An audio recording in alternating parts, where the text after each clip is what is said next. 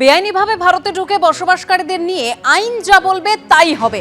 ভারতে অনেক বাংলাদেশি আছেন যাদের ওপারে পাঠানো দরকার। ভারত বাংলাদেশকে এদের নাগরিকত্ব যাচাই করতে বলেছে। 2360 জনের তালিকা ভারতের কাছে আছে যারা বেআইনিভাবে ভারতে থাকছেন। গতকাল সাংবাদিক বৈঠকে একথা জানিয়েছেন বিদেশ মন্ত্রকের মুখপাত্র রণধীর জয়সওয়াল। বেআইনিভাবে ভারতে ঢুকে বসবাসকারীদের নিয়ে আইন যা বলবে তাই হবে।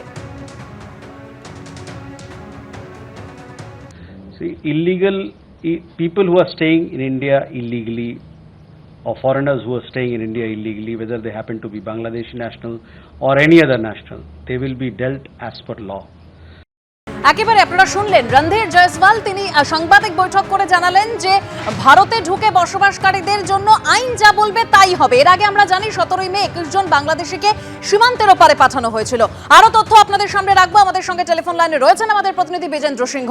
বিজেন্দ্র, দর্শকদের গতকাল বিদেশ মন্ত্রক থেকে জানানো হলো, যখন এই প্রশ্ন উঠেছিল কি ভারতের মধ্যে বাংলাদেশ থেকে বেআইনিভাবে এসে এখানে যারা রয়েছেন তাদের বিরুদ্ধে কি ব্যবস্থা নেওয়া হচ্ছে, তখন বিদেশ মন্ত্রক থেকে জানানো হয় যে যারাই বাংলাদেশ থেকে ভারতে রয়েছে এবং বেআইনিভাবে এখানে এখনো রয়েছে তাদেরকে নিয়ম মোতাবেক যে আইন রয়েছে সেই মোতাবেকই তাদেরকে ডিপোর্ট করা হবে। এই পদক্ষেপ ভারত সরকার নিচ্ছে এবং তিনি একটা উদাহরণ দিয়ে বলেন যে 2020 সাল থেকে 2369 এই ব্যক্তি যারা ভারতে ইলিগালি তাদেরকে ধরা হয়েছিল, অনেকেই জেল হয়েছিল, তারা জেল সেন্টেন্সও কমপ্লিট করা হয়েছে। 5 বছর ধরে এই নামের তালিকা বাংলাদেশ সরকারকে দেওয়া হয়েছে কি তারা যেন এদেরকে ভেরিফাই করে দেয় এবং তারপরে এদেরকে ডিপোর্ট করা হবে, কিন্তু বাংলাদেশ সরকার তরফে কোনো পদক্ষেপ নিচ্ছে না।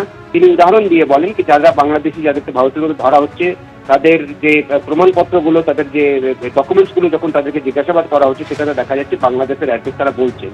সেক্ষেত্রে সেই অ্যাড্রেসগুলোকে ভেরিফাই করা, তাদের নাগরিকদেরকে আইডেন্টিফাই করার জন্য ভারত সরকারের তরফ থেকে বাংলাদেশকে নামগুলো পাঠানো হচ্ছে, সব ডিটেলস পাঠানো হচ্ছে, কিন্তু বিলম্ব হচ্ছে বাংলাদেশের তরফ থেকে আইডেন্টিফাই করার জন্য। তারা আইডেন্টিফাই করছে না, তাই এখানে বিভিন্ন জায়গায় ডিটেনশন ক্যাম্পে জেলের তাদের টার্ম কমপ্লিট হয়ে গেছে, সেক্ষেত্রেও এখানে তাদের রাখা হয়েছে।